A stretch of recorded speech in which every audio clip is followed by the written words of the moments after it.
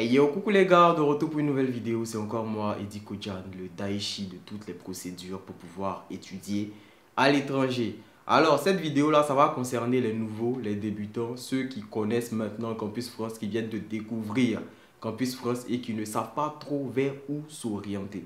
Voilà. Donc, cette vidéo-là est la vidéo introductive pour toutes les procédures pour pouvoir étudier en France à partir de la rentrée de septembre 2023-2024. C'est pour ça que le titre, vous allez voir, c'est Campus France 23-24 parce que ça concerne la rentrée de 2023-2024. Voilà. Je commence doucement. Je commence déjà par vous expliquer les procédures à faire et les dépenses. Après, on va rentrer dans des termes un peu plus techniques. Voilà. Pour ceux qui vont me suivre sans sauter de vidéo, qui vont me suivre vraiment à la lettre, vous pourrez faire vos vidéos, vous pourrez faire votre procédure vous-même sans passer par une agence. Par contre, pour ceux qui vont arriver, qui vont me prendre en route, ou bien qui vont regarder certaines vidéos, qui vont laisser d'autres vidéos, il y a plein de trucs que vous n'allez pas cerner. C'est vous qui allez venir me fatiguer après sur Instagram là. Donc, si mon contenu vous plaît, n'hésitez pas à vous abonner à cette chaîne, à me laisser un pouce vers le haut, à activer la cloche de notification, à faire aussi un tour sur ma chaîne, pour voir que j'ai vraiment la maîtrise du sujet. Donc, vous êtes sur la bonne chaîne en fait. Voilà. Donc, faites un tour sur ma chaîne et puis voilà, si vous avez des questions, vous les posez de préférence en commentaire. Si je ne peux pas tout répondre en commentaire de façon explicite, je vais faire une vidéo dans laquelle je vais répondre. C'est bon? J'ai trop parlé, hein? Voilà, et puis j'ai bégayé aussi, j'improvise mes vidéos. C'est comme ça. Générique.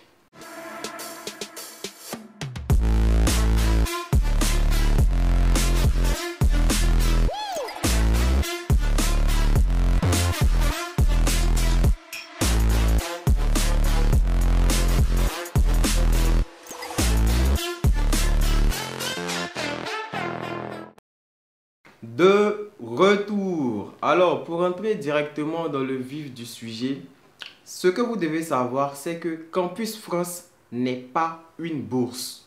Voilà. D'ailleurs, il existe très peu de bourses pour pouvoir étudier ici en France. Les bourses qui existent là, il y a la bourse Eiffel, il y a Paris-Saclay, et puis quelques autres bourses. Mais ça, vraiment, il faut pouvoir avoir la tête, quoi. Voilà, il faut être un crack pour pouvoir avoir ce type de bourse là. Hein? Et puis, on n'accorde pas ça à tout le monde encore. Donc, les bourses pour venir étudier en France ici sont très rares. Ça, je vous le dis. Quand vous faites la procédure Campus France, ne vous attendez pas à ce que ce soit une bourse. Parce que quand on m'écrit, c'est toujours ça, je veux une bourse pour la France. Campus France, ce n'est pas une bourse. C'est une procédure que vous allez faire pour pouvoir venir étudier en France à vos propres frais. C'est-à-dire que école, là, c'est vous qui allez payer. Maison, là, c'est vous qui allez payer. Votre nourriture, là, c'est vous qui allez payer. Transport, c'est vous qui allez payer. Tout est à votre charge. Mais heureusement, l'école ici, ça ne coûte pas cher. L'école ici en France, ça ne coûte pas cher. Voilà. En 2019, c'est passé. En 2019, les prix pour les étrangers, c'est devenu 2770 € en licence et 3770 € en master. Mais heureusement, les écoles font ce qu'on appelle une exonération partielle. Par exonération partielle, comprenez bourse partielle. Vous voyez. Ce qui fait que maintenant, les étrangers, au lieu de payer 2770 € en licence, vont payer 170 € seulement. Et puis le reste là, c'est pris en charge par l'université. Donc, licence ici, 170 €. Le reste, l'université paye. Et quand vous êtes en master, vous payez 240 € et le reste est géré par l'université. Mais attention, ce n'est pas toutes les universités qui font ça. Donc, quand vous allez vouloir faire la procédure, va falloir cibler. Hein? Et puis, ne soyez pas paresseux. Cherchez les mails des écoles qui vous intéressent, des villes qui vous intéressent. Et puis, écrivez-leur par mail pour leur demander est-ce qu'ils vont réduire les prix de la scolarité. Si ils vous disent non, vous ne postulez pas là-bas. Voilà, c'est comme ça. Mais vous devez vraiment savoir que Campus France, ce n'est pas une bourse. Pas du tout. Tout là, c'est vous qui allez payer. Hein? Donc, l'école ici, ça ne coûte pas cher parce que vous allez avoir une exonération partielle si vous choisissez bien votre université. Si vous la choisissez bien, vous allez payer 170 € en licence. 170 € en licence, je crois, ça fait environ 107 000 francs. Voilà. Et 240 € en master, ce qui est aux alentours de 150 000 francs. Chez vous, là-bas au pays, là, dans votre pays, il y a d'autres qui payent des scolarités à 1 million. Donc, franchement, venir payer 100 000 ici, c'est pas cher du tout. On est d'accord, hein? Voilà. Après, comme je le disais, vous aurez à payer le logement quand vous allez arriver ici. En moyenne, le logement ici, c'est 300 euros. Vous voyez, le logement ici, c'est 300 euros en moyenne, c'est-à-dire les moins chers, quoi. Et quand on prend 300 euros en francs CFA, ça fait 200 000 francs CFA. Vous allez attraper votre tête, mais ce n'est pas fini. Il existe ici un organisme qu'on appelle la CAF. Quand vous venez de façon régulière, quand vous venez par avion pour un long séjour, vous pouvez bénéficier de la CAF. La CAF, c'est quoi? C'est une organisation qui prend une partie de votre salaire, vous voyez. Dumba logement que vous voyez là, le grand logement que vous voyez ici là, le prix normal là, c'est 531 euros, le logement dans lequel je suis actuellement. Mais quand la CAF prend dedans une partie de mon loyer, je me retrouve à payer 281 euros par mois. Et puis ça encore, c'est parce que mon logement il coûte cher et il paye 281 euros. Hein. Mais si pour vous payer 281 euros, c'est trop cher, vous prenez un petit logement de 300 euros. Quand ils vont prendre dedans là, peut-être que le prix va devenir peut-être 100 000 par mois, ce genre de trucs là. Et ça, si vous travaillez, vous pourrez gérer ça sans problème. Hein? Et puis ici, comment dire, l'hospitalisation, les frais pour aller se faire soigner et tout là, c'est gratuit. Parce qu'il y a ce qu'on appelle la carte vitale. Donc vous voyez un peu qu'il y a plein d'avantages à venir étudier ici. Ici là, ce n'est pas les enfants de riches qui viennent où. Ici là, les enfants des riches là, ils viennent pas ici. Donc venir étudier en France là, c'est pas, si je vais dire ça, c'est pas un caprice de gosse des riches ou bien un caprice de riches. Peut-être il y a les enfants de riches ici, mais quand eux viennent, la plupart, c'est dans les vraies écoles quoi, tu vois, les grandes écoles privées à 18 000 euros l'année là. Sinon, nous tous on est au public là, on est la même chose, il n'y a pas quelqu'un qui est mieux que son ami. Voilà. Et puis aussi, bon, on va parler des dépenses après. Quand vous allez vouloir faire la procédure Campus France, après je vais donner le lien sur lequel il faut s'inscrire. Mais actuellement, vous n'avez pas besoin de vous inscrire. Donc je vais en parler dans d'autres vidéos du lien. Voilà. Quand la procédure Campus France va démarrer, ça démarre en octobre d'ailleurs, vous allez créer un compte Campus France. Vous allez renseigner vos informations, nom, prénom, date de naissance. On va vous demander d'ajouter une photo et puis une carte d'identité. Ça va être soit attestation d'identité, soit carte nationale d'identité. Si vous n'avez pas un des deux là, commencez à faire ça en même temps. Donc vous allez mettre ça. On va demander vos bulletins. Pour ceux qui sont en L1 ou en terminale, on va demander vos bulletins de la seconde jusqu'à la terminale ou à la première année. Pour ceux qui sont à partir de la L2, on va vous demander vos bulletins depuis la classe de première jusqu'à votre niveau actuel. Pour ceux qui sont à partir de la L3, bon, c'est naturellement votre bac jusqu'à où vous êtes. Voilà. Maintenant, pour pouvoir justifier l'année en cours, là, par exemple, si vous êtes en licence 3, vous n'avez pas encore les bulletins de la licence 3. Donc, il va falloir ajouter un certificat de scolarité. Mais en aucun cas, vous devez être dans une année blanche. Parce que les années blanches sont très mal vues. Ça, je vous le dis. Et puis, en même temps, ne faites pas l'erreur. Ce n'est pas parce que vous faites Campus France que vous êtes benguis, que vous allez être en français. Vous pouvez faire Campus France là, et puis ça ne va pas marcher du tout. Donc, pendant que vous faites Campus France là, concentrez-vous sur l'école. Parce qu'il y a plein qui sont là comme ça, qui sont bloqués actuellement. Parce qu'ils se sont dit qu'ils étaient déjà en France. Ils ont laissé l'école et visa n'a pas marché. Donc, ils vont revenir faire Campus France alors qu'ils ont repris une classe. Donc, quand c'est comme ça, c'est compliqué. Voilà. Donc, allez à l'école. Si vous voulez faire, commencez déjà par chercher une formation, un stage ou je ne sais pas quoi. Mais ayez une activité au moment où Campus France va débuter. Pour pouvoir justifier votre activité actuelle. Parce qu'en plus des bulletins, là, on va demander qu'est-ce que vous faites actuellement. Donc, commencez à chercher ça en même temps. Donc, quand vous allez finir d'ajouter tous vos justificatifs, on va vous demander de choisir des universités. En licence 1, vous avez droit à 3 universités. À partir de la licence 2, vous avez droit à 7 universités. Après ça, quand vous choisissez les universités, ça là encore, on va voir comment choisir ces universités. Tout ça là, on va voir, ne vous pressez pas. Et puis après, c'est pas parce que votre tante est à Paris que vous allez forcément prendre une université à Paris. Mais tout ça, on va en parler. Ceux qui vont me suivre régulièrement là, ils vont réussir les procédures, ça c'est clair. Donc, on va en parler. Donc, vous allez choisir les universités. Vous allez faire des lettres de motivation. Il y a certains qui ne savent même pas lettre de motivation, là, c'est quoi. Mais tout ça, là, on va en parler.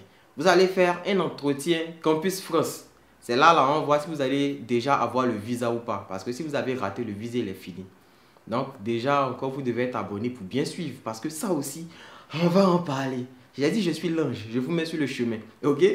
Voilà. Donc, c'est déjà ça. Et puis, quand vous allez finir de faire tout ça, faire les lettres de motivation et tout, vous allez payer des frais à Campus France. Les frais, ça varie en fonction des pays. Donc, je ne vais pas trop m'attarder dessus.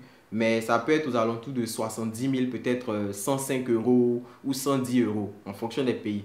Mais je crois maximum, ça va être 110 euros, quoi. Les frais de Campus France que vous allez payer ça dans votre pays.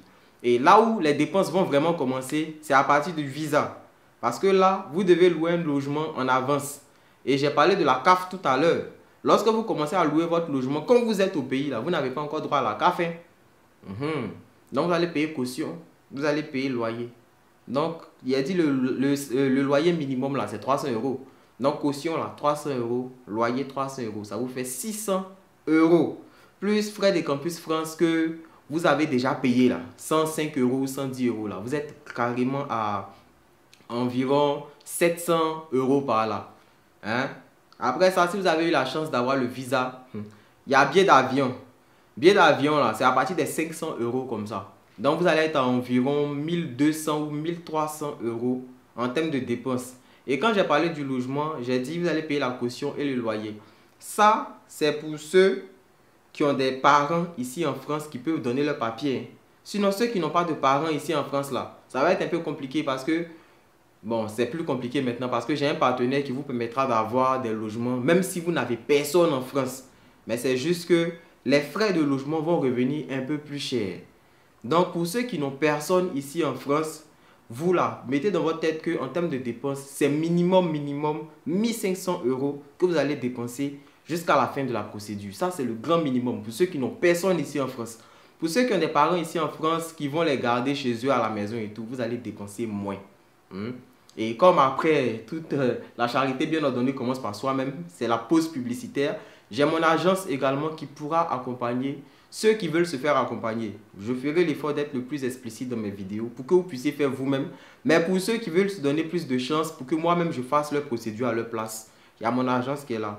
C'est pas cher. Donc, quand vous allez finir de payer mon agence et tout là, en termes de dépenses, vous serez maximum à 2000 euros de dépenses, billets d'avion inclus. Vous voyez, non? Donc, c'est pas cher. Voilà. Donc, pour venir en France ici, là, vous n'avez pas besoin de dépenser 3 millions. Vous n'avez pas besoin de ça. 1 200 000 ou bien 1 300 000 là. Ça vous fait toute votre procédure jusqu'à votre billet d'avion est dedans. Mais après, au niveau du visa, en plus du logement, il y a quelque chose encore qui bloque. Donc, vous devez aussi penser à ça. Voilà. On va vous demander de trouver un garant, c'est-à-dire une personne qui va vous prendre en charge. Et cette personne-là devra être en mesure de vous envoyer 400 000 francs par mois, c'est-à-dire 615 euros. Quand tu mets ça en francs CFA, ça fait 402 000 francs CFA par mois. Et c'est là que ça devient compliqué parce que ce n'est pas tout le monde qui a parent qui peut envoyer 402 000. Toi-même, ton papa touche 402 000, il va t'envoyer 402 000 encore. Lui, vit comment? Donc, c'est là qui bloque beaucoup de personnes. Hein? Donc, ça, déjà, commencez à voir vos tontons, vos tantis qui ont beaucoup d'argent là. Mais ne comptez pas trop sur eux aussi. Voilà. À défaut d'avoir quelqu'un qui pourra vous prendre en charge, ce que vous pouvez faire, c'est faire un compte bancaire où vous allez mettre 5 millions dedans. Quand le consulat va voir ça, ils vont dire, ok, tu as assez d'argent pour pouvoir vivre en France toute l'année. Voilà, donc tu n'auras plus besoin que quelqu'un te prenne en charge parce que les 5 millions vont montrer que toi-même tu peux te prendre en charge. Et les 5 millions là te reviennent. Donc je ne mets pas ça en termes de dépenses. Je ne considère pas ça comme une dépense. En termes de dépenses, si vous avez trop dépensé, de début de la procédure jusqu'à la fin, et si vous passez par mon agence, bien sûr, qui s'affiche là, voilà, vous serez à environ 2000 euros, c'est-à-dire 1 300 000 francs de dépenses.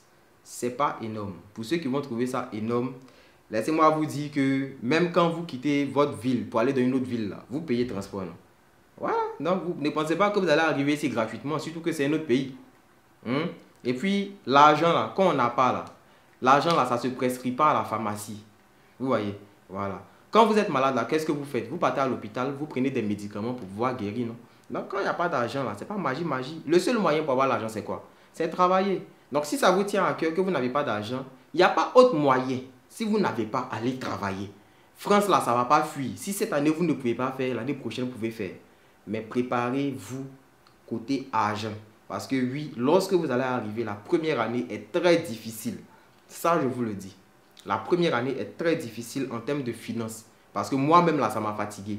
J'ai fait une story time dessus après. Où quand je suis arrivé, tu payes un croissant ici. Croissant. On mange là. Croissant ou bien pain au chocolat là. Tu payes ça ici, c'est 1500 francs. Toi-même, on te donne combien? Voilà. Donc, je vais m'arrêter là. Je vous ai montré un peu l'aspect global. Maintenant, dans les prochaines vidéos, on va essayer de rentrer un peu plus en profondeur. Donc, pour ceux que ça intéresse, qui veulent faire leur procédure, réussir leur procédure, je vous le dis, suivez mes vidéos régulièrement pour ne pas être perdu. Donc, activez la cloche de notification. C'est bon? On est ensemble.